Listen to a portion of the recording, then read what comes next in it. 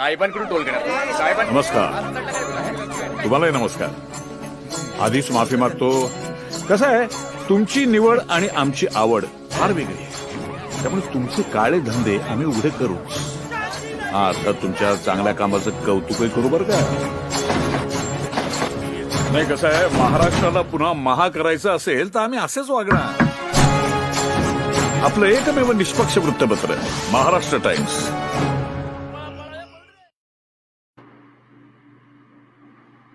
नमस्कार.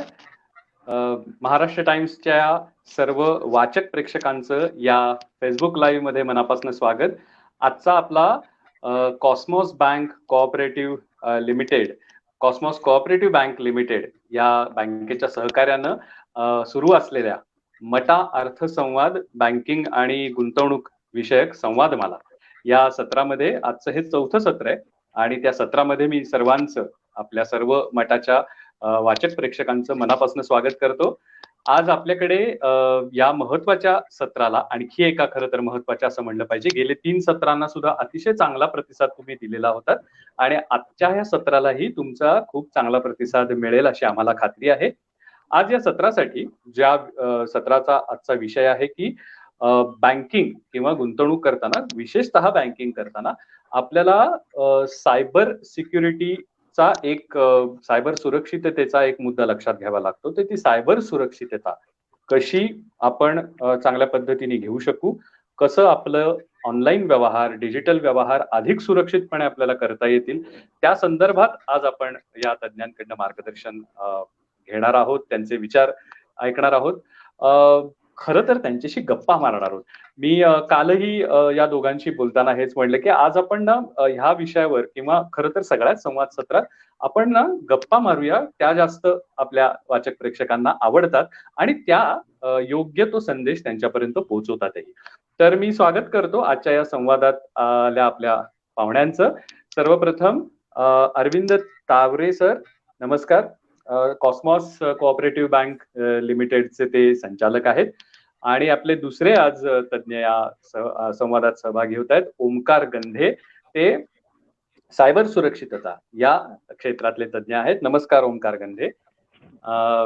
या दोघांची मी अगदी थोडक्यात ओळख करून देतो आणि आपण लगेचच संवादाला सुरुवात करूया.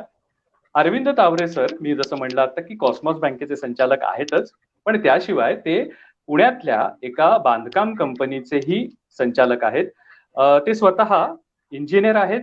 त्यांनी मास्टर्स पदवी मिळवलेली आहे सिव्हिल इंजिनिअरिंग मध्ये आणि आता ते त्यांच्या कंपनीच्या सगळ्या कामाचा व्याप सांभाळतानाच कॉस्मॉस बँकेच्या IT स्ट्रॅटेजिक कमिटी या समितीचे, म्हणजे ज्याला आपण म्हणू माहिती तंत्रज्ञानाबाबतची जी व्यूहरचनात्मक एक काम करणारी समिती असते, त्याचे ते अध्यक्ष म्हणून काम करतात.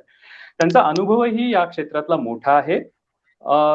Managing IT infrastructure of bank of America, त्या बँक ऑफ अमेरिकेचं जे एकूणच सगळी माहिती तंत्रज्ञानाच्या ज्या पायाभूत सुविधा बँकेसाठी लागतात त्या सगळ्याचं व्यवस्थापन करण्याचा त्यांच्याकडे काही काळाचा अनुभव आहे.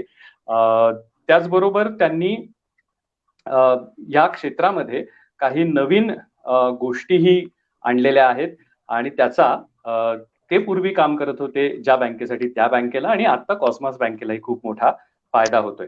त्यांनी या क्षेत्रामध्ये काही रिसर्च पेपर, ज्याला आपण शोधनिबंध म्हणतो, ते शोधनिबंधही सादर केलेले आहेत. बांधकाम व्यवस्थापनाशी संबंधित ते शोधनिबंध आहेत. 2004 मध्ये हा एक शोधनिबंध त्यांचा अथेन्स मधल्या एका जागतिक परिषदेतही सादर झाला होता. तर असे एक, काय म्हणू आपण, या क्षेत्रातले जाणकार आणि आता सध्या या ऑनलाईन बँकिंगशी अगदी जवळून संबंध असलेले अरविंद तावरे आज आपल्याकडे या संवादात तज्ञ म्हणून उपस्थित आहेत. आपले दुसरे तज्ञ आहेत ओमकार गंधे. ओमकार गंधे हे सायबर सिक्युरिटी तज्ञ म्हणून काम करतात, सल्ला सेवा देण्याचंही काम करतात आणि मटाच्या वाचकांना ओमकार गंधे हे नाव नक्की माहिती असेल, कारण सायबर सिक्युरिटी या विषयातल्या अनेक लेख त्यांचे आमच्या टेक्नोकट्टा असेल किंवा इतरही सदरांमध्ये त्यांचे लेख प्रसिद्ध झालेले आहेत. ते B-Thrive डिजिटल या कंपनीचे संस्थापक संचालक आहेत.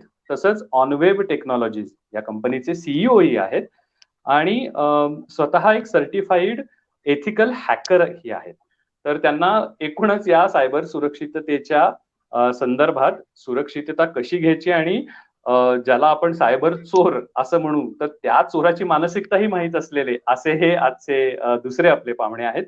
आणि अर्थातच त्यांच्या या काय म्हणूया आपण त्यांचा जे हे गुणवैशिष्ट्य आहे त्यामुळे महाराष्ट्र पोलिसांनी त्यांची अनेक सायबर सिक्युरिटीच्या संदर्भातल्या केसेसमध्ये मदत घेतलेली आहे आणि अजूनही त्यांची मदत घेतली जाते. या जोडीने ते सायबर सुरक्षेच्या संदर्भात विविध जाणीव जागृती ज्याला आपण म्हणतो जनजागृतीपर कार्यक्रम तेही अनेक कार्यक्रम ते स्वतः आयोजित करतात. अनेक अशा कार्यक्रमांमध्ये ते वक्ते म्हणूनही जातात. असे सुमारे हजाराहून अधिक कार्यक्रम त्यांनी वेगवेगळ्या माध्यमांवर आतापर्यंत केलेले आहेत. तर आज हे दोन एक प्रकारे आपण म्हणूया की या विषयातले अतिशय तगड ज्ञान असलेले दोन तज्ज्ञ आहेत. त्यामुळे मी आज फार न बोलता लगेच हा चर्चेचा बॅटन त्यांच्याकडे सोपवणार आहे आणि सुरुवातच आपण अशी करूया. आपल्या सर्वसामान्य आपले जे वाचक आहेत ग्राहक आहेत तर त्यांच्यासाठी एक कळीचा प्रश्न असतो की हे सगळं तुम्ही म्हणता सायबर सुरक्षितता आणि त्याच्याबद्दल आम्हाला कायम जागृती तुमची व्हायला पाहिजे वगैरे असंही आम्हाला सांगता, पण हे सायबर सुरक्षितता म्हणजे नक्की आहे काय, याची काही व्याख्या आहे का, किंवा ही संकल्पना नक्की आहे काय, याबद्दल लोकांना आधी खरं जाणून घ्यायची उत्सुकता असते. तर मला असं वाटतं त्याच प्रश्नापासून आपण सुरू करूया. मी अरविंद तावरे सर तुमच्याकडे आधी येतो की तुम्ही सर सांगा की काय सायबर सुरक्षितता याचा नेमका अर्थ काय? अगदी सरळ सोप्या शब्दांमध्ये जर सांगायचं झालं तर डिजिटल प्लॅटफॉर्म्स वरती तुमची जी डेटा असतो, तुमचा जो डेटा स्टोअर्ड असतो, तर त्याची जेव्हा चोरी होते आणि ती मग डेटा तो पर्सनल असू शकतो, तो फायनान्शियल असू शकतो, तो सोशल असू शकतो, त्याची जेव्हा चोरी होते आणि तो अटॅकर त्या माहितीला स्वतःच्या फायद्यासाठी वापरतो तेव्हा त्याला आपण सोशल सायबर अटॅक असं म्हणतो. आणि सायबर सिक्युरिटी काय तर ती डेटाची जी चोरी आहे ती थांबवण्यासाठी आपण जे मेजर्स वापरतो, जे ऍप्लिकेशन्स वापरतो, जे प्रोग्राम्स वापरतो, जी सिक्युरिटी वापरतो त्याला आपण सायबर सिक्युरिटी म्हणतो. ही अगदी त्याची लेमन टर्म्स मध्ये परिभाषा. आता सायबर सिक्युरिटी बद्दल असं म्हटलं जातं की जसं डिजिटलायझेशन वाढलं तसं सायबर सिक्युरिटीची गरज निर्माण झाली, सायबर अटॅक्स आले. कारण पण खरं तर सायबर अटॅक्स हे नवे केले. पहिला सायबर अटॅकची जी नोंद आहे ती फ्रान्समध्ये अर्ली 1900s मध्ये झाली होती आणि त्यांच्या टेलिग्राम सिस्टीम वरती झाली होती. जो टेलिग्राम एका ऑर्गनायझेशन कडनं जाणार होता तर त्याला मध्ये त्या टेलिग्रामच्या टॉवर मध्ये इंटरसेप्ट केला गेला आणि त्याचा जो बेसिक कोड आहे तो बदलला गेला आणि बँकेला जेव्हा तो टेलिग्राम पोहोचला तेव्हा तो वेगळ्याच स्वरूपात पोहोचला आणि तो फ्रॉड झाला. ही पहिली नोंद आहे जी सायबर अटॅक. तेव्हापासून आजपर्यंत सायबर अटॅक्स होत गेलेले आहेत. जसं डिजिटलायझेशन मॉडर्नायझेशन वाढलं तसं सायबर अटॅक्सही वाढत गेले. ती इंडस्ट्री फॉर्म झाली आणि ती प्रोफेशनल होत गेली. पण ती जरी प्रोफेशनल असेल आणि सायबर अटॅक्स होत असतील तरी आपलं इन्फ्रास्ट्रक्चर स्पेशली इंडियातलं इन्फ्रास्ट्रक्चर कुठेही कमी नाहीये. आपण काही घाबरण्याची गरज नाही. आपण जर कटाक्षाने काही डिसिप्लिन पाळला तर आपण अगदी सुरक्षित पद्धतीने आपली सायबर सिक्युरिटी मेंटेन करू शकतो आणि सगळं डिजिटल बँकिंग आपण सायबर सिक्युअर पद्धतीने करू शकतो. माझ्याकडे एक स्लाइड मला तुम्हाला दाखवायची वाटली. यातून आपण काही पर्सेंटेज बघू आणि त्याच्यातून आपण काहीतरी समजून घ्यायचा प्रयत्न करू.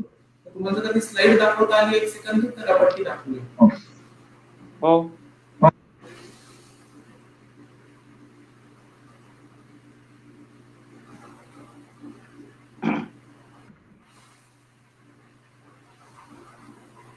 आय थिंक ती स्लाइड आता शेअर होत नाहीये पण मी ती स्लाइड मधला काही डेटा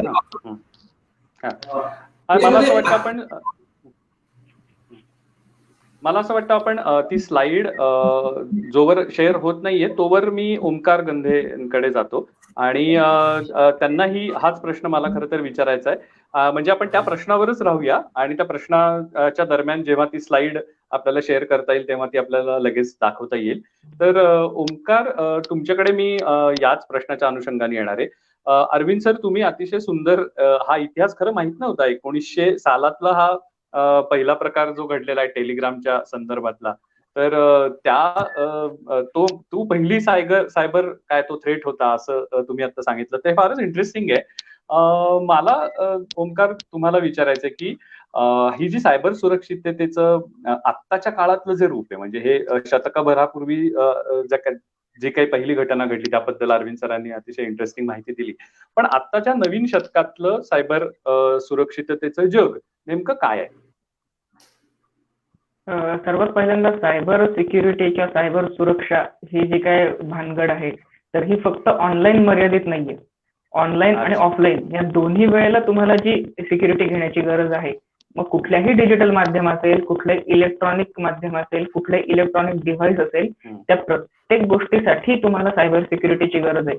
म्हणजे तुमच्याकडे आता जर तुमचा मोबाईल आहे, तर तुम्हाला सायबर सिक्युरिटीची गरज लागणारच आहे. पण जर तुमच्याकडे आता तुमचा मोबाईल नाहीये, तर तुम्हाला आधी ते शोधावं लागेल की तुमचा मोबाईल कुठे आहे. कारण तुमचा मोबाईल जर 5 मिनिटं जरी दुसऱ्या कोणाच्या हातात असेल, तर तुमचं अख्खं डिजिटल आयुष्य तो माणूस बरबाद करू शकतो अगदी सहजपणे. त्यामुळे सायबर सिक्युरिटी ऑनलाईन ऑफलाईन या दोन्ही गोष्टींची आपल्याला काळजी घ्यायची आहे. नक्कीच त्यासाठी सायबर अवेअरनेस असणं हे खूप जास्त गरजेचं आहे. म्हणजे आता लोकांना ओटीपी, सीव्हीव्ही वगैरे या सगळ्या गोष्टींचं ऐकून आता कंटाळा यायला लागलेला आहे. पण त्या गोष्टीची गरज आहे की ओटीपी शेअर करू नका. किती वेळा सांगितलं ओटीपी शेअर करू नका, तरी लोक ओटीपी शेअर करतात. कदाचित त्यांना ते ओटीपी का शेअर करू नका हे माहिती नसेल, त्यामुळे मग कदाचित ही थोडी गडबड होतीये. पण सायबर सुरक्षा ही असणं खूप जास्त गरजेचं आहे. मग तो जुना काळ असेल, आत्ताचा काळ असेल किंवा आधी पुढचा सुद्धा काळ असेल. बरोबर. सर आपण शेअर करू शकतोय अरविंद सर का? आपण अजूनही स्लाइड शेअर करण्यात काही प्रॉब्लेम येतोय, पण मी त्या स्लाइड मधले काही महत्वाच्या गोष्टी आहेत ते वाचून दाखवतो प्रेक्षकांना, आणि त्यांना जो अंदाज यायचा तो मिळून जाईल. आता पॅन्डेमिक चालू झाल्यानंतर जे सायबर सिक्युरिटी ट्रेंड्स आपण बघितले, सायबर अटॅक्सचे ट्रेंड्स बघितले, तर त्याच्यामध्ये जे टॅक्टिक्स वापरले गेले त्यात 45% आपल्याला हॅकिंग हा प्रकार बघायला मिळाला. आणि हॅकिंग म्हणजे unlawful entry to your device. त्याच्यानंतर 22% पर्सेंटेज होतं ह्युमन एरर्स, जे तुम्ही मी ज्या चुका करतो त्याच्याबद्दल आज आपण बोलणारच आहोत, त्या चुका 20% होत्या. आणि सोशल अटॅक्स म्हणजे तुमच्या सोशल मीडियावरती जे आपण इंस्टाग्राम, फेसबुक, व्हॉट्सअपवरती जे वापरतो त्याच्यावरती ज्या होणाऱ्या चुका त्या 22% होत्या. 17% मालवेअर होतं, म्हणजे तुमच्या कम्प्युटरमध्ये कुठल्या तरी माध्यमातून व्हायरस घुसवायचा, अटॅचमेंट थ्रू असेल, ईमेलच्या लिंक्स थ्रू असेल, पेनड्राईव्ह थ्रू असेल.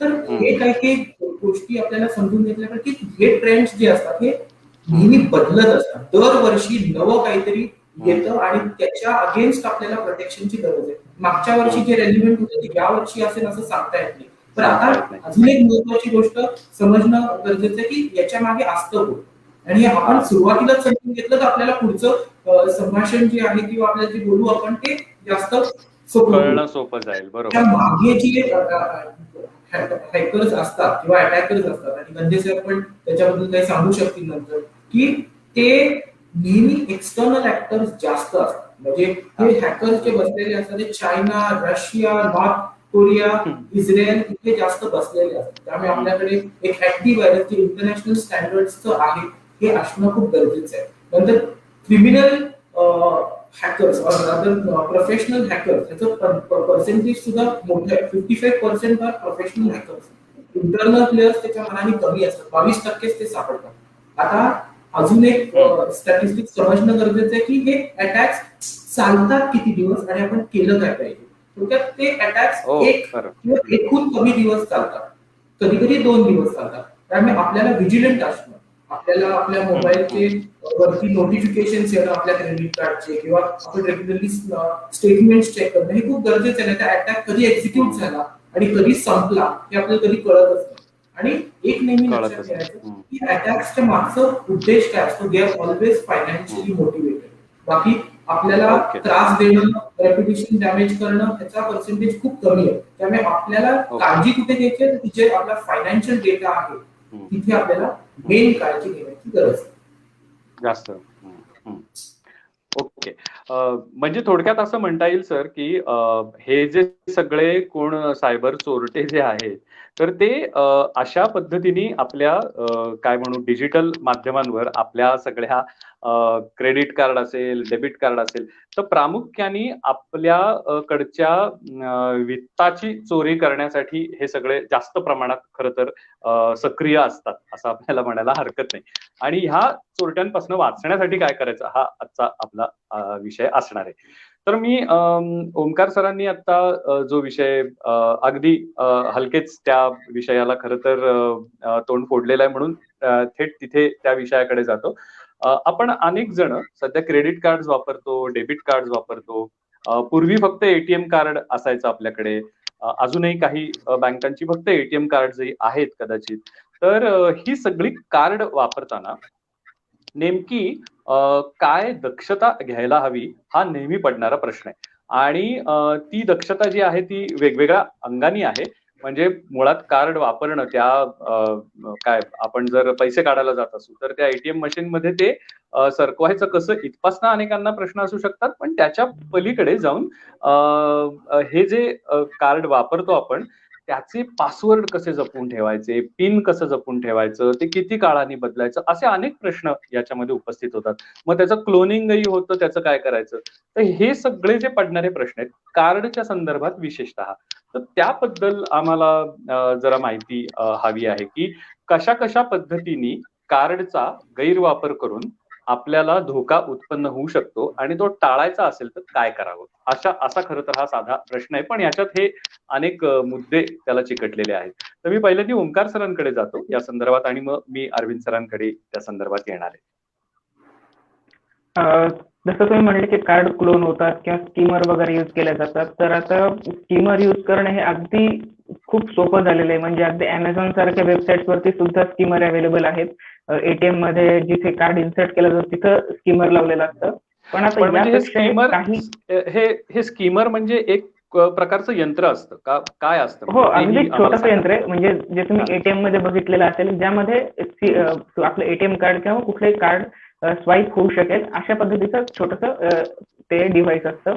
जे बऱ्याच वेळेला काही वेटर्स कडे सुद्धा अवेलेबल असतं. म्हणजे काही लोक स्टाईल मारण्यासाठी वेटर स्वाईप करून असं म्हणतात आणि ते वेटर अगदी 2 मिनिटात ते स्वाईप करून स्कीम करून घेतात. पण आता याच्यातलं नवीन एक खूप मोठं रॅकेट आलेलं आहे भारतामध्ये. युपी बिहारचे लोक महाराष्ट्रात गेल्या वर्षभरात खूप सक्रिय होते. हे लोक म्हणजे ऐकून तुम्हाला ते गंमत वाटेल, या लोकांकडे सगळ्या बँकांचे, सगळ्या रंगांचे, विविध डिझाईन्सचे सगळे खोटे कार्ड अवेलेबल असतात. हे लोक काय करतात, वेगवेगळ्या शहरातल्या एटीएमच्या बाहेर उभे राहतात. वयस्कर माणूस एखादा जाताना दिसला एटीएम मध्ये की लगेच त्याच्या मागे जातात, त्याचं कार्ड कोणतं आहे ते बघतात, समोरचा माणूस काय पिन टाकतोय वगैरे याला बघण्याला टेक्निकल भाषेत शोल्डर सर्फिंग म्हणतात.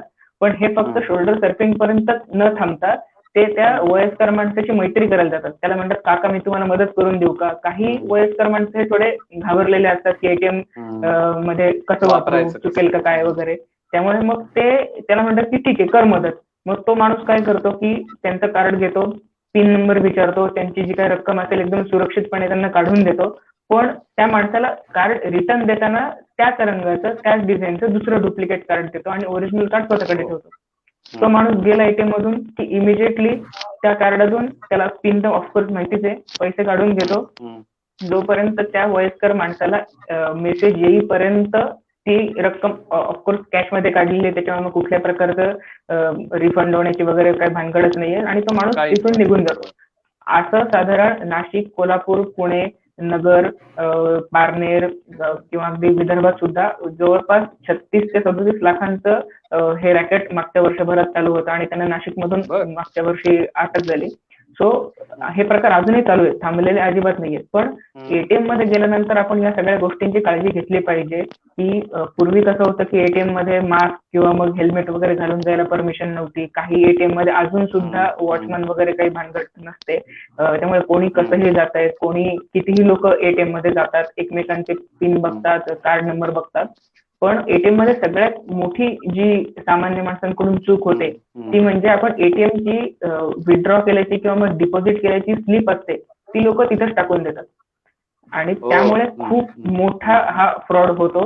त्याला डम्पस्टर डायव्हिंग म्हणतात. म्हणजे कचऱ्यातून तुमची माहिती गोळा करणे. सो कचऱ्यातून तुमची माहिती गोळा केली जाते. साधारण शोल्डर सर्फिंग करून तुमचा कार्ड नंबर बघितला जातो. काही लोक तर जसे ब्लॉगर्स कडे काही कॅमेरे असतात तसे शोल्डरला कॅमेरा लावून किंवा हेल्मेटला कॅमेरा लावून पूर्ण रेकॉर्डिंग करता येतं आणि त्यानंतर तुमच्या अकाउंट नंबर किंवा कार्ड नंबर वरून प्लस ती स्लिप असते त्यावरून तुमचा मोबाईल नंबर काढला जातो. डार्क वेब वरती तर असे असंख्य डेटाबेस अवेलेबल आहेत. पण आता याच्यामध्ये गडबड काय होते की जेव्हा फोन केला जातो तेव्हा लोक जास्त विश्वास ठेवत नाहीत. पण जर फोन करणाऱ्याने डिटेलमध्ये सांगितलं की तुम्ही इतक्या तारखेला इतक्या वाजता या ATM मधून ही अमाऊंट विड्रॉ केली किंवा ही अमाऊंट डिपॉझिट केली तर समोरचा माणूस किंवा कस्टमर जो आहे बँकेचा तो पटकन विश्वास ठेवतो. त्याला वाटतं अरे खरंच बँकेतून फोन आलाय. त्यामुळे या डिटेल गोष्टी त्याला माहिती आहेत म्हणजे तो कदाचित खरंच बँकेतून बोलतोय आणि मग हा माणूस OTP वगैरे जे काय तो मागतोय ते सांगून देतो. सो छोट्या छोट्या गोष्टींमध्ये आपण काळजी घेतली पाहिजे की कुठल्याही प्रकारचे आपले जे डिजिटल किंवा ऑफलाईन पुरावे आहेत ते कुठेही टाकू नयेत. म्हणजे लोकांचे पासपोर्ट साईज फोटो, आधार कार्डचे झेरॉक्स किंवा कुठल्याही प्रकारचे झेरॉक्स किंवा ATMचे स्लिप्स, पासबुकचे स्लिप्स अशा कुठेही पासबुकचे झेरॉक्स वगैरे असे कुठेही पडलेले असतात. तर या गोष्टी ऍक्च्युली गोळा केल्या जातात आणि त्यामधून डेटा रिकलेक्ट केला जातो. त्याला डम्पस्टर डायव्हिंग असं म्हणतात आणि याच्यातून खूप मोठे मोठे फ्रॉड होत आहेत. बर, ओके. हा अतिशय एक वेगळाच मुद्दा खरं तर आला समोर. म्हणजे आपण अनेकदा त्या ATM काय म्हणू जिथे मशीन असतं त्या ठिकाणी जातो आणि खरंच कोणीतरी येतं बहाण्याने मदत करायची आणि आपल्यालाही वाटतं की आपल्याला मदत होईल पण हे धोकादायक असू शकतं. मला अरविंद सर तुम्हाला सांगायचंय की हे जसे धोके आहेत म्हणजे अगदी थेट हे पैसे काढताना किंवा पैसे भरताना असे असलेले हे धोके आहेत आता ओंकार सरांनी सांगितलं तसे. पण अनेक व्यवहार असे असतात की आपण ऑनलाईन ते कार्डचे नंबर टाकून किंवा कार्डची व्हॅलिडिटी टाकून आणि ओंकार सरांनी सांगितलं तसं तो CVV नंबर टाकून आपण ते व्यवहार करतो आणि मग नंतर आपल्याला OTP येतो आणि मग OTP आल्यानंतर मग आपण ते व्यवहार करतो आणि ते पूर्ण झाल्याची आपल्याला एक पोचपावतीही येते. पण अशा असे व्यवहार करतानाही फसवणूक झाल्याच्या अनेक घटना घडतात. तर ते नेमकं काय असतं आणि त्याबाबत काय काळजी घ्यावी काय सांगाल सर? आता ह्या प्रश्नाचं उत्तर द्यायला थोडंसं मागे जावं लागेल. म्हणजे आपण त्या अकाउंट मध्ये जातो त्याच्या अगोदरही काही गोष्टी करतो ज्या चुकतात आणि तिथनं सगळं चालू होतं. थोडक्यात काय की आपण एखाद्या ऑनलाईन ई पोर्टल वरती ट्रान्झॅक्शन करणार असेल तेव्हा तुमचं नेटवर्क सिक्युअर आहे की नाही इथपासून गोष्ट चालू होते. म्हणजे तुम्ही कुठल्या तरी रेल्वे स्टेशन वरती, एअरपोर्ट वरती, मॉल मध्ये बसून कुठल्या तरी अमेझॉनच्या साईट वरनं काहीतरी विकत घेऊ नये. फ्री वायफाय वरती तुमचे ऑनलाईन ट्रान्झॅक्शन करू नये हा प्रथम रूल आहे. मग त्याच्यानंतर पुढे जाऊन आपल्याला एकदा आपण नेटवर्क सेफ असेल म्हणजे आपलं स्वतःचं नेटवर्क आहे आणि ते नेटवर्क जे आहे ते पासवर्ड एन्क्रिप्टेड आहे हे जेव्हा एकदा तुम्ही वापरायला चालू करता तेव्हा तुमचं नेटवर्क सेफ असतं. आता दुसरी महत्वाची गोष्ट म्हणजे की तुम्ही जेव्हा पेड सबस्क्रिप्शन घेता एखाद्या अँटीव्हायरसचं तर तेव्हा तुम्हाला एक अँटीव्हायरस बरोबर एक ऑप्शन मिळतो तो म्हणजे VPN व्हर्च्युअल प्रायव्हेट नेटवर्क. ते नेहमी ऑन करायचं. अजूनपर्यंत तरी त्याला इंडियामध्ये परवानगी आहे आणि त्याचा वापर करायचा. त्यांनी काय होतं की तुमचं नेटवर्क जे ते अलाउड असेल तर तुम्ही तुमच्या नेटवर्क मध्ये काय करताय हे एखाद्याला बघायचं असेल तर नेटवर्क स्निफिंग करता येत नाही. त्यामुळे ते VPN कनेक्शन ऑन करणे, तुम्ही प्रायव्हेट नेटवर्क वरती जाऊनच फायनान्शियल ट्रान्झॅक्शन करणे हे खूप महत्वाचं आहे. दुसरी महत्वाची गोष्ट म्हणजे आता तुम्ही कुठल्या ई पोर्टल साईटवर जाणार असता तर त्याचा गुगल सर्च करू नये. तुम्हाला त्या वेबसाईटचा ऍड्रेस माहिती असावा आणि तुम्ही तो स्वतः टाईप करावा. दुसरी महत्वाची गोष्ट म्हणजे जेव्हा तुम्ही एखाद्या वेबसाईटचा ऍड्रेस टाईप करता तेव्हा त्याच्या आधी HTTPS हा सिक्युरिटी प्रोटोकॉल आहे की महत्वाचा असतो. त्याच्यातून कळतं की ती साईट किती सिक्युअर आहे आणि मग त्याच्यानंतर तुम्ही जेव्हा ती साईट टाईप करता एकदाच टाईप करायची असते नंतर तुम्ही त्याला बुकमार्क करून ठेवू शकता. मग तुम्ही मल्टिपल टाईप बुकमार्क करून जाऊ शकता. पण एकदा ती टाईप करा गुगल सर्च करून कधी त्याच्यावर जाऊ नये. म्हणजे तुम्ही जाताय ती साईट ऑथेंटिक आहे, ओरिजिनल आहे. तुम्ही गेलाच फेक वेबसाईट वर तिथल्याच गोष्टी चालू होतात. मग नंतर तुमच्या वेबसाईटच्या समोर एक लॉकची साईन आहे की नाही ते बघायचं. त्याच्यानंतर तुम्ही ब्राउझरमध्ये तुमच्या अमेझॉनचा किंवा फ्लिपकार्टचा कधी युजर नेम आणि पासवर्ड सेव्ह करायचा. नंतर पुढची महत्त्वाची गोष्ट म्हणजे तुमच्या क्रेडिट डिटेल्स म्हणून कधी करायचं नाही. Always type in your credit card details. त्याच्यानंतर महत्वाची गोष्ट म्हणजे की तुमचं ड्युअल ऑथेंटिकेशन तुम्ही म्हणता की ओटीपी, ते ओटीपी ऑन ठेवायचं. जर का ते ऑन नसेल तर तुम्हाला तुमचं कार्ड कुठे कधी वापरलं गेलं तुम्हाला ते कधी कळतच नाही. आणि ह्या जर का गोष्टी तुम्ही पाळल्या तर बऱ्यापैकी तुम्ही सेफली तुमचे ट्रान्झॅक्शन करू शकता. You have to make sure ज्या जागेवर तुम्ही ट्रान्झॅक्शन करताय ती सेफ वेबसाईट नाही आणि तुम्ही तुमचं कार्ड वापरताना कुठेही सेव्ह केलेलं नाही आणि ते वापरताना तुम्ही त्याला डबल ऑथेंटिकेशन म्हणजे तुमची परत एकदा परवानगी मागितल्याशिवाय तुम्ही त्याला अलाव करत नाही.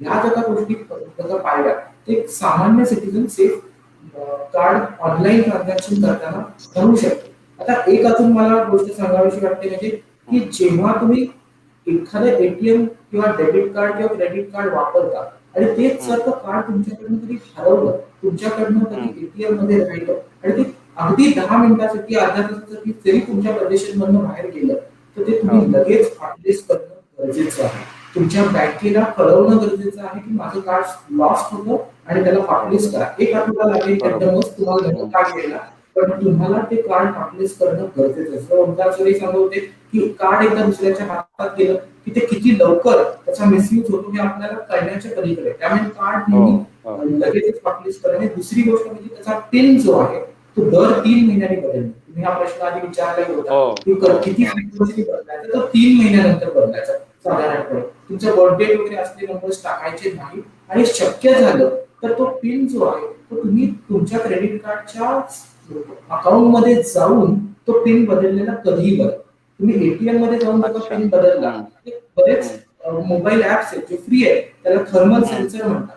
तुमच्या मागे तुम्ही बाहेर आल्या जर कुठे गेला थर्मल सेन्सर वापरला तर कीज वरती बरोबर तुम्ही कुठे बटन दाबली होती ते दिसतं, कारण तुमच्या बोटाची हीट त्या बटनाला लागलेली असते आणि तो थर्मल सेन्सर सेन्स करून दाखवतो तुमची पिन नंबर काढतो. 2 मिनिटात तुमचा पिन लीक होऊ शकतो. त्याच्यामुळे ह्या गोष्टी जर तुम्ही पाळल्या तर तुम्हाला क्रेडिट कार्ड म्हणजे आपल्या सिनियर सिटीजन्सना सुद्धा क्रेडिट कार्ड वापरण्यापासून डेबिट कार्ड वापरण्यापासून काहीच विशेष धोका नाही. अच्छा, नाही हे तुम्ही अतिशय चांगलं सांगितलं सर. ह्यातल्या काही गोष्टी खरंच माहित नसतात ग्राहकाला.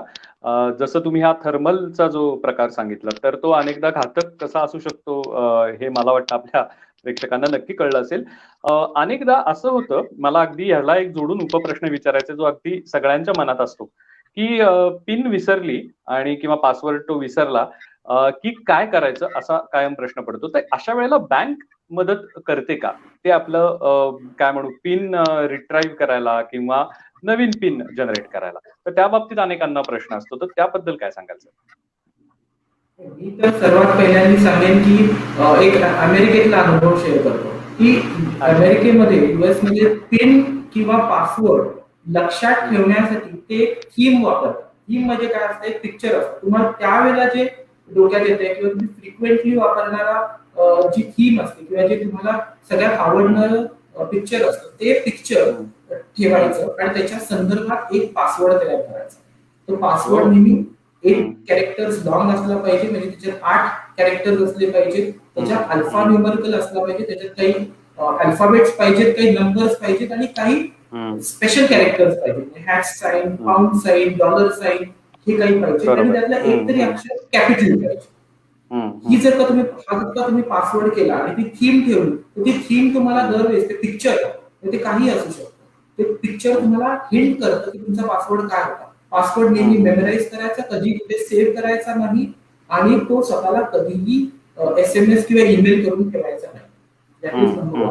आणि राहिलं बँका मदत करू शकतात का? येस, तुम्ही जर त्यांना तुमचं डबल ऑथेंटिकेशन दिलं असेल, if you lose your pin card, pin number, और if you lose your password, तर या ईमेल वरती तुम्हाला ती रिसेटची लिंक पाठवतात आणि मग तुम्ही ती लिंक क्लिक करून स्वतः पासवर्ड बदलू शकता किंवा पिन सुद्धा बदलू शकता. त्याच्यासाठी तुमची केवायसी कंप्लीट असणं हे खूप महत्वाचं आहे. तुम्ही जर तुमचा ईमेल ऍड्रेस अकाउंट ओपन करताना दिलाच नसेल, तुम्ही जर तुमचा फोन नंबर बँकेला दिलाच नसेल, तर मग ह्या गोष्टी करणं खूप अवघड होतं. पण कसं विश्वास ठेवा की तुम्हीच मागताय तुमचा पासवर्ड चेंज करून आणि दुसरं कोणीतरी मागत नाही. त्यामुळे केवायसी कंप्लीट ठेवणं हे या बाबतीत खूप महत्वाचं आहे. महत्वाचं आहे. मी आता ओमकार सरांकडे जाणार आहे आणि पुढचा प्रश्न इथे अनेकांनी कॉमेंट सेक्शन मध्ये आपल्याला हा प्रश्न ह्या प्रश्नाचं उत्तर त्यांना हवं आहे. अतिशय मला वाटतं जिव्हाळ्याचा प्रश्न आहे हा, इंटरनेट बँकिंगच्या विषयीचा. पण त्याच्या कडे जाण्यापूर्वी मी अरविंद सरांकडे नंतर येणार आहे, आधी ओमकार सरांकडे जाणार आहे. सर, अरविंद सर, एक छोटी 2-4 लोकांच्या खरं कॉमेंट्स आहेत त्याच्यात, की तुमचा आवाज थोडासा घुमतो आहे. तर मला असं वाटतं व्हिडिओ बंद करून बॅकएंडला आपल्याला जर आवाजाचं काही थोडं करता आलं तर आपण करूया. तोवर मी ओमकार सरांना हा प्रश्न विचारतो इंटरनेट बँकिंग विषयीचा. सर, इंटरनेट बँकिंग हाही महत्वाचा मुद्दा आहे. जसं आपण क्रेडिट कार्ड आणि डेबिट कार्डच्या माध्यमातून व्यवहार करतो, तसं इंटरनेट बँकिंगचेही व्यवहार अनेक सुरू असतात. म्हणजे कोणाला डायरेक्ट पैसे ट्रान्सफर करायचे, एखाद्या हॉटेलमध्ये समजा बिल भरायचंय, किंवा आपण अनेक व्यवहार हे गुगल पेच्या माध्यमातून करतो किंवा काय पेटीएमच्या माध्यमातून करतो. तर हे व्यवहार करतानाही काय नेमकी दक्षता घ्यायला हवी? म्हणजे बेनिफिशियरी ऍड करतानाही तुम्हाला अनेक गोष्टी त्याच्यात भराव्या लागतात वगैरे, हाही त्यातला मुद्दा आहेच आहे. पण तरी सुद्धा हे भरताना किंवा ते भरल्यानंतरही तो व्यवहार आपण ज्या माणसाला पैसे पाठवणार आहोत त्या माणसाला पोहोचलाय ना, हे कळण्यासाठीची काही मेकॅनिझम्स असतात का, काही यंत्रणा असतात का? तर त्याविषयी जरा थोडं सविस्तर आम्हाला सांगा. आणि ते सेफ कसं करायचं, सुरक्षित पद्धतीने कसं करायचं?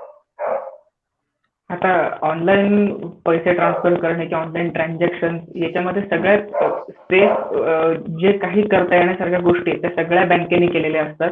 आता याच्या काळजी घेण्याची जबाबदारी जी असते ती 99% ही कस्टमरचीच असते ऑफकोर्स, आणि अगदी काही पर्सेंट जबाबदारी फक्त बँकेची असते. पण होतं उलट, जेव्हा कधी काही फ्रॉड होतो तेव्हा लोक बँकेला दोष देतात की बँकेमुळेच पैसे गेले, तर बँकेने मला पैसे भरून दिले पाहिजे. पण याच्यामध्ये कसं आहे की तुम्ही एखाद्याला ओटीपी सांगितला किंवा तुम्ही नेट बँकिंगचं ट्रान्झॅक्शन करताना चुकीच्या व्यक्तीला पैसे पाठवले, किंवा मग एखाद्याने तुम्हाला क्यूआर कोड पाठवलाय आणि तुम्ही तो विचार न करता स्कॅन करून पैसे मिळतील या अपेक्षेने पैसे तुम्ही पाठवून दिलेले आहेत. तो या सगळ्या गोष्टींमध्ये आपली युजरची याच्यामध्ये खूप थोडा सायबर अवेअरनेस कमी पडतो किंवा चूक होते. तो जेव्हा कधी तुम्ही बेनिफिशियरी ऍड करता किंवा मग गुगल पे, फोन पे किंवा इतर कुठले युपीआय ऍप वरून पैसे ट्रान्सफर करता, तेव्हा तुम्ही एक गोष्ट बघितली पाहिजे की खरंच आपण त्या पर्टिक्युलर व्यक्तीला ओळखतोय का, आपल्याला त्याच व्यक्तीला खरोखर पाठवायचे का. म्हणजे बेनिफिशियरी ऍड करायचे असेल तर आपल्याला अगदी अकाउंट नंबर, बँकेचं नाव, आयएफसी कोड, त्या व्यक्तीचं नाव वगैरे सगळं टाकावं लागतं. बेनिफिशियरी ऍक्टिव्ह व्हायला साधारण 4-5 तासांचा वेळ लागतो किंवा काही वर्किंग आवर्स लागतात. पण काही ऑप्शन्स अवेलेबल आहेत की तुम्ही डायरेक्ट पैसे ट्रान्सफर करू शकता बेनिफिशियरी ऍड न करता. नक्कीच त्याला काही लिमिट आहेत, पण मग हे बेनिफिशियरी ऍड करताना किंवा मग डायरेक्ट क्यूआर कोड स्कॅन करून पैसे पाठवताना आपण एक काळजी घेतली पाहिजे की आपल्याला खरंच त्या व्यक्तीला पैसे ट्रान्सफर करायचे आहेत का. जर त्या व्यक्तीला आपल्याला पैसे ट्रान्सफर करायचे असतील, ती व्यक्ती आपल्या परिचयाची आहे, तर जसं तुम्ही विचारलं की त्या व्यक्तीला पैसे मिळालेत का नाही, ऑफकोर्स तुमच्याकडून पैसे डेबिट झालेले आहेत, त्या व्यक्तीला मिळालेत का नाही तुम्ही तसे कॉन्टॅक्ट करून विचारू शकतात. पण कधी कधी काय होतं की तुम्हाला नंतर लक्षात येतं की अरे आपण चुकीच्या व्यक्तीला पैसे ट्रान्सफर केले किंवा आपला फ्रॉड झालेला आहे. तर त्यावेळेला हे लोक घाबरून जातात आणि आता काय करू याच्यातच त्यांचे 2 दिवस निघून जातात. तर असा काही फ्रॉड झाला, तुमच्याकडून चुकीचे बेनिफिशियरी ऍड झाली किंवा चुकीच्या व्यक्तीला पैसे ट्रान्सफर झाले किंवा एखाद्या माणसाने तुम्हाला पैसे देतो असं सांगून पैसे काढून घेतले क्यूआर कोडच्या माध्यमातून, तर असं काहीही झालं तरी तुम्हाला सगळ्यात पहिल्यांदा 2 कामं करायचे. ते म्हणजे इमिजिएट बँकेशी संपर्क करायचा. कुठलीही बँक असेल, बँकेच्या हेल्पलाईन्स असतात, रात्रीची वेळ असेल, दिवसाची वेळ असेल, तुम्ही प्रत्यक्ष बँकेत जाऊ शकता, हेल्पलाईनला कॉन्टॅक्ट करू शकता, इंटरनेट बँकिंगचं लॉग इन करून त्यामध्ये तक्रार नोंदवू शकता. ज्या कुठल्या माध्यमातून झालेले ते ब्लॉक करणं गरजेचं आहे. आणि दुसरी महत्वाची गोष्ट म्हणजे सायबर पोलिसात किंवा तुमचं जे काही जवळचं पोलीस स्टेशन असेल त्या पोलीस स्टेशनमध्ये तक्रार नोंदवणं गरजेचं आहे. आणि ती तक्रार नुसती म्हणजे फक्त लेखी अर्ज दिला आणि देऊन टाकला असं नाही, तर एक व्यवस्थित रजिस्टर्ड FIR दाखल करणं गरजेचं आहे. त्या FIR ची कॉपी जर तुम्ही बँकेला दिली तर बँकेलाही पुढची प्रोसेस करायला सोपं जातं. आणि बँकेला तुम्ही त्या पर्टिक्युलर वेळेच्या आत कळवलं तर कदाचित बँक पुढे कारवाई करू शकेल. 2-3 दिवसानंतर तुम्ही बँकेत जात असाल तर बँक सुद्धा या गोष्टीमध्ये फारशी मदत करू शकत नाही. अच्छा, बरोबर. म्हणजे थोडक्यात आपल्या बाजूनी आपण जी काळजी घ्यायची ती व्यवस्थित घेतली तर एकतर हे टाळू शकतो. आणि जर झालंच तर आपण काय खबरदारी घ्यायची त्याबद्दलही तुम्ही अतिशय चांगली माहिती दिलेली आहे. मला ह्याच्यात थोडा एक आणखी उपप्रश्न तुम्हालाच परत विचारायचा आहे की हे जे इंटरनेट बँकिंगचे व्यवहार आहेत त्यामध्ये कुठल्या प्रकारचे फ्रॉड होतात, म्हणजे तुमच्या अनुभवात असे काही फ्रॉड झालेले किंवा तुम्हाला अशा केसवर काही काम केल्याचा काही अनुभव असेल तर तो काही शेअर करू शकाल का, की कशा पद्धतीने हे होऊ शकतं? म्हणजे मी सगळं व्यवस्थित ऍड करतोय, बेनिफिशियरी पण व्यवस्थित ऍड करतोय, त्याचं काय तो बँकेचं खातं आहे तेही व्यवस्थित ऍड करतोय, पण तरी माझे पैसे कुठेतरी गायब झाले. तर हे अशा पद्धतीचं आणि ते ओळखायचं कसं बरोबर. म्हणजे? आता याच्यामध्ये सगळ्यात मोठा जो फ्रॉड असतो किंवा हा अगदीच सगळ्यांच्या बघण्यात आहे. नुकतंच नाशिक जिल्ह्यातल्या एका गावामध्ये हा फ्रॉड घडलेला होता. जवळपास 93 लाख रुपयाचा हा फ्रॉड झालेला होता. तर ती जी कंपनी होती ती कंपनी एका फॉरेनच्या कंपनीला माल एक्सपोर्ट करते आणि त्या बदल्यामध्ये ती कंपनी त्यांना पेमेंट करते इयरली किंवा मंथली किंवा काही ड्युरेशनने. तर त्यांचं जे काही कम्युनिकेशन असतं ते ऑफकोर्स ईमेलवर असतं आणि हा फ्रॉड खूप कॉमन झालेला आहे. तर त्यांनी त्यांच्या कंपनीच्या नेट बँकिंग मध्ये जे काही बेनिफिशियरी ऍड केलेली असते त्या बेनिफिशियरीच्या माध्यमातून त्या अकाउंटलाच ते पैसे नेहमी ट्रान्सफर करत असतात, जे काही अमाऊंट असेल मोठी रक्कम. पण एक त्यांचा मेल येतो समोरच्या कंपनीकडून की आमचं जे काही अकाउंट डिटेल्स आहेत ते आम्ही चेंज केलेले आहेत, तर तुम्ही तुमच्याकडचे डिटेल्स बदलून घ्या, आमचा नवीन अकाउंट नंबर नवीन बँकेचं नाव हे आहे, त्यामुळे इथून पुढची जी काही रक्कम आहे तुमची ती या अकाउंटवरती पाठवा. आणि समोरची कंपनी सुद्धा जी इंडियन कंपनी आहे किंवा महाराष्ट्रातली कंपनी आहे ती अजिबातही व्हेरीफाय करत नाही आणि ती इमिजिएटली बेनिफिशियरी नवीन ऍड करून टाकते आणि पैसे ट्रान्सफरही करून देते. जेव्हा ती अमाऊंट त्या ओरिजिनल कंपनीला मिळाली नाहीये हे कळतं आणि कुठल्या तरी भामट्यापर्यंत ती रक्कम पोहोचलीये हे कळतं, तोपर्यंत वेळ गेलेली असते. म्हणजे त्यानंतर बँकेला ते कॉन्टॅक्ट करतात, मग बँक सुद्धा सांगते की तुम्ही आता उशीर केलेला आहे. एका बँकेतून दुसऱ्या बँकेत, दुसऱ्यातून तिसऱ्या, असं करत करत जवळपास ते 30-40 बँकांमधून ते पैसे राऊट केले जातात. त्यामुळे पुढची प्रोसेस अवघड होऊनच जाते. परत दुसऱ्या देशातला हा काही वेळेला भामटे असतात, त्यामुळे मग इंटरपोलच्या केसेसमध्ये तर बऱ्यापैकी गडबड असतेच की लवकर त्या सपोर्ट मिळत नाही. अगदी भारतात सुद्धा आंतरराज्यीय केस असतील तरी सुद्धा इतर राज्यांचा महाराष्ट्र पोलिसांना सपोर्ट जरा कमी मिळतो. त्यामुळे या गडबडीच्या काळामध्ये आपणच, जर तुम्ही कंपनीचे ओनर असाल किंवा तुमचा काही बिझनेस असेल किंवा तुम्ही ऑनलाईन ट्रान्झॅक्शन मोठ्या प्रमाणात करत असाल तर ही काळजी घेणं गरजेचं आहे की फक्त मेलचं कम्युनिकेशन आलंय म्हणून त्याच्यावरती विश्वास न ठेवता तुम्ही फोन करा, प्रत्यक्ष काही आता व्हिडिओ कॉल तर खूप जोरात आलोय तर व्हिडिओ कॉल करा, व्हॉट्सअप करा, कुठल्याही माध्यमातून 2-3 वेळा ती व्हेरीफाय करा की खरंच तुमचा हा मेल आहे का. कारण ईमेल हा कुठल्याही नावाने किंवा कुठल्याही ईमेलने पाठवता येतो, अगदी सहज आणि फ्री. म्हणजे अनेक लोकांना माहिती नसेल की समजा आता इथे सिद्धार्थ केळकर हे महाराष्ट्र टाइम्स मधले आहेत, तर siddharth.kelkar@maharashtraTimes.com किंवा timesgroup.com अशी जर त्यांचा ईमेल आयडी असेल तर त्याच ईमेल आयडीने मी ईमेल कोणालाही पाठवू शकतो अगदी सहजपणे फ्री. समोरच्या व्यक्तीला वाटेल की अरे हा यांनीच पाठवलेला आहे. आणि आता त्याच्यामध्ये इतके नवीन गोष्टी ऍड झालेल्या आहेत की तुम्ही कोणाच्याही नंबरने फोन सुद्धा करू शकता, कोणाच्याही नंबरने SMS पाठवू शकता. सो या सगळ्या गोष्टी डार्क वेबवर अवेलेबल आहेत. त्यामुळे डिजिटली जे काही आपल्याला दिसतं समोर त्या प्रत्येक गोष्ट ही खरी असते असं नाही. अच्छा, मला ह्याच प्रश्नाच्या अनुषंगाने अरविंद सर तुमच्याकडे यायचंय की आता ओंकार सरांनी जसं सांगितलं की तुम्ही खूप खात्री करून घेतली पाहिजे, अगदी साध्या साध्या ईमेलची खात्री करून घेतली पाहिजे. तर मी बँकांच्या दृष्टिकोनातनं हा प्रश्न तुम्हाला विचारतो की तुमच्या बँकेनी हे सगळं टाळण्यासाठी आता खूप जास्त चांगल्या पद्धतीने खरं तर सुधारणा त्याच्यामध्ये केलेल्या आहेत आणि तुम्ही आल्यापासून त्या आणखीन जास्त काय म्हणू आपण एका वेगळ्या पद्धतीने आणि जास्तीत जास्त सुरक्षा त्याच्यामध्ये असावी या पद्धतीने कॉस्मॉस बँकेने आता सुरक्षेचं एक मोठं काय म्हणू जाळं तयार केलेलं आहे. तर ह्या घटना टाळण्यासाठी बँका कशा पद्धतीने ग्राहकांना मदत करू शकतात ह्याविषयी मला तुम्हाला विचारायचंय. आणि त्या अनुषंगाने कॉस्मॉस बँकेचाही अनुभव या संदर्भातला की तुम्ही कशा पद्धतीने हे टॅकल करता आहात तोही जर तुम्ही शेअर केलात आमच्याबरोबर. आणि त्या संदर्भात तुम्हाला काही आता कॉस्मॉस बँकेला पुरस्कारही मिळाले तर त्याचाही जर तुम्ही उल्लेख जर त्या अनुषंगाने केलात की ते कशा संदर्भात होते तर मला असं वाटतं ग्राहकांना तो अनुभव नक्की उपयोगी पडेल. त्या प्रश्नाचं उत्तर द्यायच्या आधी आधीच्या प्रश्नाबद्दल मी एक दोन टिप्स मांडतो. हो. आणि हो. त्या म्हणजे की जेव्हा तुम्ही एखादा बेनिफिशरी ऍड करता तर कॉस्मॉस बँक किंवा इतर बँका सुद्धा तुम्हाला एक लुकिंग पिरियड देतात, त्याला म्हणतो आम्ही कूलिंग टाइम. त्या कूलिंग टाइम मध्ये तुम्हाला ते ट्रान्झॅक्ट म्हणजे तो बेनिफिशरी ऍड केलाय तो बरोबर आहे की नाही ते चेक करायचं. आणि हेच असतं म्हणजे तुम्हीच ते करताय ह्याचंही व्हेरिफिकेशन होतं. आणि त्याच्यानंतर एक म्हणजे एक ऑप्शन आहे that is called a penny drop option.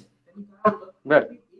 ₹2 त्या बेनिफिशरीच्या अकाउंटला ट्रान्सफर करतात. तो बेनिफिशरी लेजिटिमेट असेल, तुम्हालाच तो हवा असेल अशा व्यक्तीच्या अकाउंटला जेव्हा ते शुल्लक ₹1-2 जातात तेव्हा त्याला तुम्ही व्हेरीफाय करू शकता की ते खरंच त्याला गेलेत की नाही. त्याच्याकडनं कन्फर्मेशन आल्यावर तुम्ही खरं पेमेंट इनिशिएट करू शकता.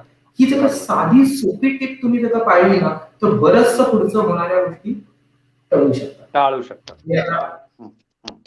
तुमच्या आत्ताच्या प्रश्नावर येताना मी हे सांगेन की कॉस्मॉस बँक ही जे पावलं सायबर सिक्युरिटीच्या सशक्तीकरणासाठी उचलली 2018 नंतर, आणि we have come a long way. आमची बँक आज या सेगमेंटमध्ये लीडर बँक आहे. आणि त्यातल्या एक दोन गोष्टी मी सांगितलं की आम्ही ग्राहकांसाठी काय करतो. तर बेसिकली आमच्याकडे सगळं प्रोप्रायटरी आहे. आम्ही थर्ड पार्टीवरती बिलकुल डिपेंडेंट नसतो. आमचं स्वतःचं डेटा सेंटर आहे जे फार कमी लोकांकडे असतं. म्हणजे कॉस्मॉसच्या ग्राहकांचा डेटा, सर्व डेटा हा कॉस्मॉसच्या पूर्ण सुरक्षेत ठेवला गेलेला आहे. तो थर्ड पार्टीकडे नाहीये. नंतर महत्वाची गोष्ट म्हणजे आमच्याकडे जे सिक्युरिटी ऑपरेशनल सेंटर ज्याला आपण सॉक म्हणतो त्याचं पेरिफरी इतकी मोठी आहे की साध्या शुल्लक ऍप्लिकेशन जे मीडियम रिस्कचं ऍप्लिकेशन आहे त्याच्यात जर थोडी जरी काही हालचाल झाली तर आम्हाला 24/7 त्याच्यावर अलर्ट्स येतात. आणि आमची आयटी टीम जी 24/7 शिफ्ट मध्ये काम करते ती इमिडिएटली त्याच्यावरती ऍक्शन घेते. आता आपण जसं fake website, fake mobile banking मध्ये फेक ऍप्सचा जो प्रॉब्लेम आहे त्याच्यावर आमची बँक काय करते तर we use international standard anti rogue आणि अँटी फिशिंग ऍप्लिकेशन्स. आणि ते इतक्या स्ट्रॉंग आहे. कॉस्मॉस बँकेचं साधं नाव, ऍप्लिकेशनचं साधं नाव जरी कोणी जगात कुठेही वापरलं तर त्याचं रिअल टाइम इन्फॉर्मेशन आम्हाला आमच्या कमांड सेंटर मध्ये येतं. आणि विदिन मिनिट्स आमची आयटी टीम त्याच्यावरती ऍक्शन घेते आणि ती वेबसाईट ते ऍप्लिकेशन ते अकाउंट टेक डाऊन करते. या मल्टिपल लेयर्सच्या सिक्युरिटी आज कॉस्मॉस बँक वापरतीये आणि ती संरक्षणाचं कवच हे आमच्या क्लायंट्सला देते. त्याच्यात एक फॅक्ट सांगावीशी वाटते. एक आठवड्यापूर्वी आरबीआयने एक सर्क्युलर जनरेट केलं आणि त्याच्यात एक नवा एटीएम रिलेटेड फ्रॉड समोर आला. That fraud was called man in the middle. Man in the middle attack काय होता की एटीएमची जे डेटा केबल्स असतात त्या केबल्सच्या मध्ये आणि एटीएमच्या मध्ये एक डिव्हाइस पुट इन केलं जातं आणि ते डिव्हाइस एका स्विचच्या सारखं काम करतं. बेसिकली जे ओंकार सरांनी सांगितले बरेचसे कार्ड जे क्लोन झालेले असतात ते फेक कार्ड हॅकर्सच्या हातात असतात. तर त्या कार्ड्सला ज्याचा अकाउंट नंबर बरोबर असतो, कार्ड नंबर बरोबर असतो, तो कार्ड डुप्लिकेट असतो. तर त्या कार्ड्सला जर का तुम्ही एटीएम मध्ये टाकलं तर जनरली व्हायला काय पाहिजे की एटीएमनी ते डिटेक्ट करून त्याला डिक्लाइन केलं पाहिजे. पण हा जो मध्ये जे डिव्हाइस टाकलेलं असतं ते डिव्हाइस त्याला अप्रूव्ह करतं आणि कॅश डिस्बर्स होते. तर कॉस्मॉस आणि अजून एका लिडिंग सिक्युरिटी कंपनीने एक एन्क्रिप्शन तयार केलं आणि अक्षरशः एका आठवड्याच्या कालावधीमध्ये ते एन्क्रिप्शन तयार केलं. ते आता आम्ही तर पॅन इंडिया आमच्या 135 एटीएम वापरतोच आहोत, पण आम्ही बाकीच्या बँकांना सुद्धा ते देतोय. म्हणजे आज सहकार क्षेत्रातल्या बाकीच्या कोऑपरेटिव्ह बँकांना सुद्धा ती सुरक्षा मिळावी ही प्रयत्न कॉस्मॉसचा आता आहे. ते आम्ही leader in this cooperative segment नाही आहोत, पण we are a very social and responsible leader who is trying to take everybody together. आणि जर सहकार क्षेत्र जर सुरक्षित राहिलं तरच आपण सगळे सुरक्षित राहू, आपले ग्राहकांचे पैसे सुरक्षित राहतील. तर या पद्धतीने आम्ही करतो. अजून बरेच गोष्टी उपक्रम राबवायचा प्रयत्न करतो. आमच्याकडे जे ऍप्लिकेशन्स ऑलरेडी आहेत, आमची वेबसाईट आहे, आमची इंटरनेट बँकिंग आहे, मोबाईल बँकिंग आहे आणि बरेच वर्षांपासून पण आम्ही व्हर्जन 2 आता रिलीज करतोय. आणि ते जे व्हर्जन 2 आहे ते इंटरनॅशनल स्टँडर्ड्सचं वर्चस्व आहे. म्हणजे बँक ऑफ अमेरिकेची वेबसाईटचा एक्सपिरियन्स आहे किंवा त्यांचा इंटरनेट बँकिंगचा जो एक्सपिरियन्स आहे, जो बँक ऑफ इंग्लंडचा मोबाईल बँकिंगचा एक्सपिरियन्स आहे, तो आज आम्ही आमच्या ग्राहकांना देणार आहोत. आणि ते आमची वेबसाईट मे मध्ये लॉन्च होणार आहे आणि आमचे इंटरनेट बँकिंग आणि मोबाईल बँकिंग हे ऑक्टोबरमध्ये लॉन्च होणार आहे. जे आहे त्याला पण आम्ही R&D करून त्याला कसं इंटरनॅशनल स्टँडर्ड्स पर्यंत घेता येईल याचा प्रयत्न आम्ही करतोय. आता तुम्ही ते अवॉर्ड बद्दल म्हटलात तर तो आमचा फार जिव्हाळ्याचा विषय. कारण 2018 मध्ये कॉस्मॉस बँकेने या दिशेने वाटचाल चालू केली की we wanted to be the most secure bank in India. ही एक आमच्या टीम मध्ये आम्ही दिलेला चॅलेंज होता की how can we be the most secure bank. आणि आज आम्ही ते अचीव्ह करत चाललेलो. आज आम्ही त्याच्याबरोबर आम्ही हे सुद्धा दरवेळेस बँकेत म्हणतो की आपण असं असलं पाहिजे की कोणी म्हटलं पाहिजे कशी पाहिजे सर्व्हिस, तर कॉस्मॉस सारखी पाहिजे. डिजिटल सर्व्हिस कशी असली पाहिजे, तर कॉस्मॉस सारखी पाहिजे. आणि आज ते कुठेतरी अचीव्ह होत आहे. आम्हाला 2 दिवसापूर्वी ही न्यूज मिळाली की नावाची एक नॅशनल ऑर्गनायझेशन आहे ज्यांनी हजारो बँकेचे ऍप्लिकेशन्स आणि हजारो बँकेचे सर्व्हिसेसला इव्हॅल्युएट केलं आणि कॉस्मॉसला best digital bank in cooperative सेक्टरचं अवॉर्ड दिलं.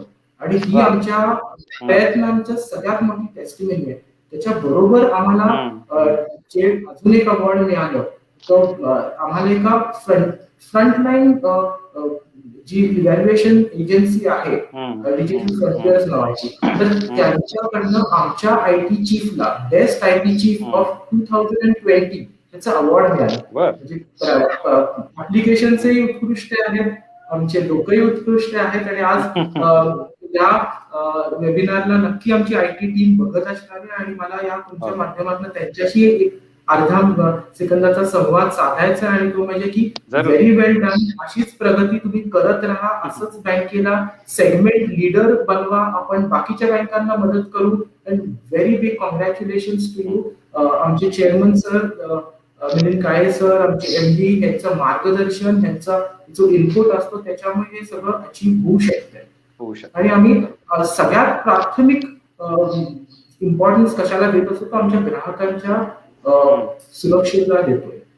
जे काही आहे ते आम्ही पहिलं तातडीने आमच्या ग्राहकांना सुखरूप ठेवण्यासाठी सर्व्हिसेस प्रोव्हाइड करायचा प्रयत्न करतो. बरोबर.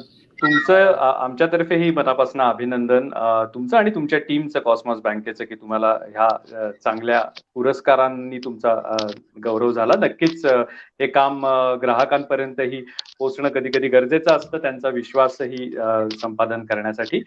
मला पुढे जायचंय मोबाईल बँकिंगच्या संदर्भात, कारण त्या संदर्भात बरेच प्रश्न इथे कॉमेंट सेक्शन मध्ये आलेले दिसत आहेत. तर ओमकार सर, अनेक लोकांचा हा प्रश्न आहे की मोबाईलवरनं आपण जे व्यवहार करतो, म्हणजे समजा पेटीएमनी असेल, गुगल पेनी असेल वगैरे, तर त्याला नेमकी किती खाती जोडायची, ते व्यवहार सुरक्षित कशा पद्धतीने करायचे?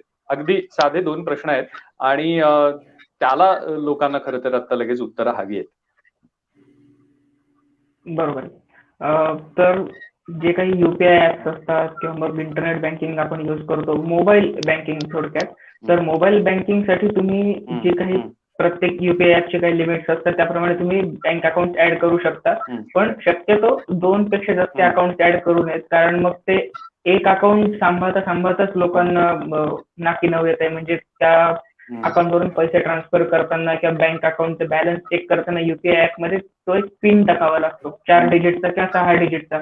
परत तोच प्रश्न येतो की पिन लक्षात ठेवा, नाही तर मग तो पिन काय ठेवायचा. मग काही लोक सरसकट आपली जन्मतारीख 4 आकडीचा पिन असेल तर टाकून देतात, किंवा मग महिना आणि जन्मतारीख असं 6 आकडे पिन असेल तर टाकून देतात, किंवा आपला गाडी नंबर टाकतात, किंवा नवऱ्याचा, बायकोचा, मुलाचा, कोणाचा तरी जन्मतारीख वगैरे टाकून देतात. पासवर्डच्या बाबतीत पण हीच भानगड केलेली असते की मोस्टली लोक नाव @ आपली जन्मतारीख, नावाचं पहिलं लेटर कॅपिटल अशी साधारण पासवर्ड ठेवलेला असतो. हे कॉमन पासवर्ड आहेत, ते कॉमन पिन्स आहेत. तर याचा आपण पहिल्यांदा वापर टाळला पाहिजे.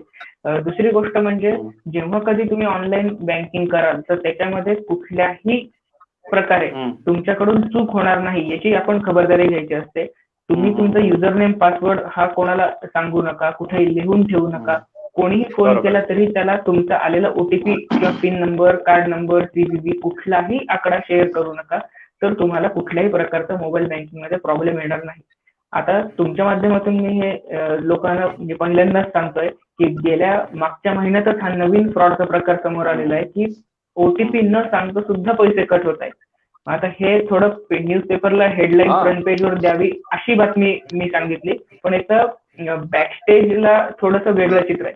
म्हणजे याच्यामध्ये सिनेरिओ कसा घडतो की त्या युजरला बँकेच्या युजरला बँकेचा SMS येतो की तुमच्या अकाउंट मधून 1,00,000 रुपये हे विड्रॉ झालेले. हा SMS बघितल्यानंतर तो माणूस घाबरून जातो. आपण तर कुठल्याही एटीएमचं काही ट्रान्झॅक्शन केलं नाही, कुठल्याही नेट बँकिंग ट्रान्झॅक्शन केलं नाही, आपल्याला आपण कोणाला ओटीपी सांगितलं नाही, मग पैसे कसे काय कट झाले. आणि तिथं त्या मेसेजमध्ये खाली दिलेलं असतं की जर हे तुम्ही केलेलं नसेल तर या नंबरवरती कॉल करा आणि इमिडिएट हे ट्रान्झॅक्शन ब्लॉक करा. माणूस घाबरून जातो आणि त्या नंबरवर कॉल करतो. त्या नंबरवर कॉल केल्यानंतर एकदम व्यवस्थित त्या बँकेतून बोलतोय या पद्धतीने जे कॉल सेंटरचे जे सगळे लोक इथे बोलतात आणि इथून खरा फ्रॉड चालू होतो. इतका वेळ जो मेसेज आलेला असतो तो बँकेचा नसतोच, हा त्या फ्रॉड लोकांनी बँकेच्या नावाने केलेला असतो. तो नंबर पण त्या फ्रॉड लोकांचा असतो. यानंतर खरा फ्रॉड चालू होतो. तुमचे पैसे कुठलेही कट झालेले नसतात. ते लोक तुम्हाला व्हेरीफाय करण्यासाठी तुमचा एटीएम कार्ड नंबर मागतात किंवा तुमचं युजर आयडी मागतात, पासवर्ड मागतात, पिन मागतात आणि ऑलरेडी आपले पैसे कट झालेले आहेत, आता दिलं तरी काय फरक पडणार आहे असा विचार करून लोक देऊन टाकतात आणि त्यानंतर खरे पैसे कट होतात. तो हा नवीन एक फ्रॉड आलेला आहे की ओटीपी तुम्ही नंतर शेअर करता, आधी पैसे कट झाल्याचा मेसेज येतो, पण लोक घाबरून जातात. तो असा जर तुम्हाला मेसेज आला तर तुम्ही कुठल्याही प्रकारे अशा लोकांना एंटरटेन न करता बँकेच्या ओरिजिनल ऑफिशियल वेबसाईट वरून नंबर घेऊन त्या टोल फ्री नंबरला कॉल करा किंवा अगदी शक्य झालं तर प्रत्यक्ष तुमच्या ब्रांचला व्हिजिट करा. कुठल्याही प्रकारे आता गुगलवर सर्च करून किंवा कुठल्या तरी SMS मध्ये आलेल्या नंबरवरती कॉल करून या सगळ्या गोष्टी करण्याची गरज नाही. दुसरी गोष्ट म्हणजे जरी तुम्ही कुठूनही अशा नंबरला कॉल केला तरी कुठल्याही बँकेच्या व्यक्ती तुम्हाला अशा कॉन्फिडेन्शियल गोष्टी मागतच नाहीत. म्हणजे तुमचं कार्ड नंबर सांगा, तुमचं हे सांगा, तुमचं ते सांगा, पिन सांगा, अशा कुठल्याही गोष्टी बँकेकडून मागितल्या जात नाहीत. कुठलीही बँक असेल, छोटी असेल मोठी असेल, कुठल्याही बँकेकडून या गोष्टी मागितल्या जात नाही. हे लोकांनी कायम लक्षात ठेवलं पाहिजे की म्हणजे अगदी लोकांमध्ये अवेअरनेस हा थोडा याबाबतीत कमी असासाठी आहे की मी अगदी स्वतः डोळ्यांनी काही खेडेगावांमध्ये किंवा काही तालुका प्लेसेसला सुद्धा हे बघितलंय की एका माणसाचा एटीएमचा पिन नंबर हा जवळपास 8-10 लोकांना माहिती असतो. तो माणूस जर घेऊन जाऊन पैसे काढतो ते अगदी इतकं सहजपणे सांगतात की माहिती आहे सगळ्यांना. तुमचा युजर आयडी पासवर्ड तो पण माहिती आहे. म्हणजे अगदी हे सोशल मीडियाच्या बाबतीत पण आहे. फेसबुकचा पासवर्ड सगळ्यांना माहिती, घरात किंवा मग दुकानदार असेल तर त्याच्या नोकरांना वगैरे सगळ्यांना माहिती, पिन नंबर हा ते काढून. सो असं सिनेरिओ असं झालेलं आहे की लोक काही वेळेला खूप जास्त विश्वास ठेवतात किंवा काही वेळेला अजिबातच विश्वास ठेवत नाही. सो आपला हा निग्लिजन्स आपण खूप कमी केला पाहिजे की आपला जे काही आपल्या पर्सनल गोष्टी आहेत त्या फक्त आपल्यालाच माहिती पाहिजेत. पिन नंबर ही अगदी खेरापत वाटल्यासारखी प्रत्येकाला देण्याची गोष्ट नाही. एक तर सिनियर इतका धक्कादायक होता की इतकी मोठी कंपनी आहे, प्रतिथयश आहे, त्या कंपनीच्या मॅनेजिंग डायरेक्टरनी त्याच्या केबिन मध्ये जो काही व्हाईट बोर्ड असतो त्या व्हाईट बोर्ड वरती ऍक्च्युअली कॉलम टाकून लिहिलेलं होतं की फेसबुकचा पासवर्ड असा असा, इंटरनेट बँकिंगचा पासवर्ड असा असा. का तर लक्षात राहत नाही म्हणून आणि ऐन वेळेला पटकन करायच्या वेळेला मी कुठं बघू. पण तुम्ही अगदी सगळ्यांना दिसेल अशा पद्धतीने व्हाईटबोर्डवर लिहून ठेवताय पासवर्ड आणि पिन, तर ही अत्यंत चुकीची गोष्ट आहे. बरोबर. मला सर, अरविंद सर, तुमच्याकडे या प्रश्नाच्या अनुषंगाने बँकेच्या दृष्टिकोनातनं काय असा प्रश्न घेऊन यायचा आहे. तर माझा प्रश्न असा आहे या संदर्भातला की अनेकदा म्हणजे आपण हे म्हणतो की फसव्या कॉल्सना फसू नका किंवा हे करू नका. अनेकदा SMS वरनं सुद्धा कर्ज योजनांची माहिती दिली जाते किंवा तुम्हाला आता काय बाबा वैयक्तिक एक कर्ज उपलब्ध आहे अशी माहिती बँकांकडनं प्रसारित केली जाते. तर एक बँकर म्हणून तुम्ही काय सांगाल की म्हणजे ग्राहकांशी जेव्हा संपर्क साधते एखादी बँक योजनांची माहिती देण्यासाठी असेल किंवा त्यांच्याशी संबंधित काही वैयक्तिक काही समजा गोष्टींसंदर्भात असेल तर ती कशा पद्धतीने साधते आणि कशा पद्धतीने ग्राहकांनीही जागृत राहावं की आपल्याला नेमका हा मेसेज बँकेचाच आहे का अन्य कोणाचा आहे, ह्याच्यामध्ये फरक नेमका कसा करायचा, हे याच्यावरनं काही आपल्याला सांगता येईल का? अगदी सांगता येईल. त्याच्या आधी मी थोडंसं मागच्या प्रश्नामध्ये थोडंसं ऍड करतो, कारण आमच्या अनुभवामध्ये अशा खूप cases हो. झालेल्या आहेत, आम्ही बँकेतनं बघितलेल्या आहेत, की मोबाईल बँकिंग मध्ये होणारे स्कॅम्स और आमच्या समोर झालेल्या काही गोष्टी. तर त्याच्यामध्ये सांगायचं झालं तर तुमचं सगळ्यात महत्वाचं प्रोटेक्शन लेवल ही असली पाहिजे की तुम्ही जेव्हा मोबाईलचं ऍप डाउनलोड करता ती ओरिजिनल करताय. साठी तुम्ही आरोग्य सेतू ऍप जर का बघितली गुगल पे वरती ते 4 वेगळ्या दिसतील तुम्हाला, कुठली करायची. तर त्याच्यासाठी जेव्हा तुम्ही एखादं अकाउंट ओपन करता तर त्यावेळेला तुम्ही कटाक्षाने त्याची जे वेलकम पॅकेज मध्ये जे टिप्स दिलेले आहेत और ज्या प्रोसिजर दिलेली आहे ती फॉलो करा. ते जर का नसेल तुमच्याकडे तर तुम्ही ब्रांच मध्ये एकदा व्हिजिट करा आणि त्यांना 3 प्रश्न विचारा. एक तर त्या ऍपचं ऍक्च्युअल स्पेलिंग काय आहे, त्याचा लोगो कसा आहे आणि ते कुठनं डाउनलोड करायचं. म्हणजे तुम्ही करताना ऍप बरोबरच डाउनलोड करता, हे खूप महत्वाचं. आणि दुसरी महत्वाची गोष्ट त्याच्यात म्हणजे कधीही तुमचा केवायसी इनकम्प्लीट ठेवू नका. तुम्ही जेव्हा एखादं नवं अकाउंट ओपन करता तेव्हा तुम्ही केवायसी असं झालेलं आहे, ही यूज केस आहे की फोन नंबर इनकम्प्लीट ठेवला, भरलाच नाही, ते जुनं अकाउंट होतं आणि कधी अपडेटच केलं नाही.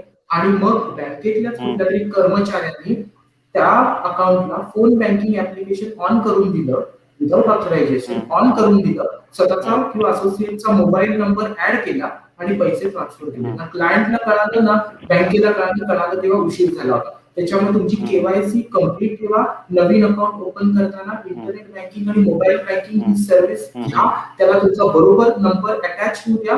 त्याने होईल असं की तुमचा जर का पुढे जर का मिसयूज करायचा असेल तर तुमचं ऑथरायझेशन लागेल. बँक तुमचा existing number without your authorisation बदलू शकत नाही. त्याच्यामुळे तुम्ही हे काळजीपूर्वक तुमचा ओरिजिनल नंबर तुमच्या केवायसी मध्ये इन्क्लुडेड आहे की नाही. आणि सुरुवातीला जेव्हा तुम्ही बँकिंग चालू करा मोबाईल बँकिंग आणि इंटरनेट बँकिंगचं ऑप्शन सिलेक्ट करा.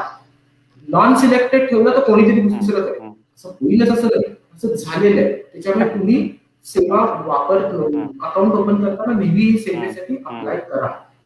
आता तुमचा दुसरा प्रश्न आहे की जर का तुम्हाला फोन येत असतील सॉलिसिटेशनचे तर तुम्हाला जर का ती सेवा नको असेल तर do not ever pay attention to your message. आला तरी तुम्हाला तुमच्या ब्रांचला कॉन्टॅक्ट करायचा आहे आणि तिथनं ती सेवेचा उपभोग घ्यायचा आहे. बँक ब्रांचला कॉन्टॅक्ट हेच पहिलं की खरं होतं.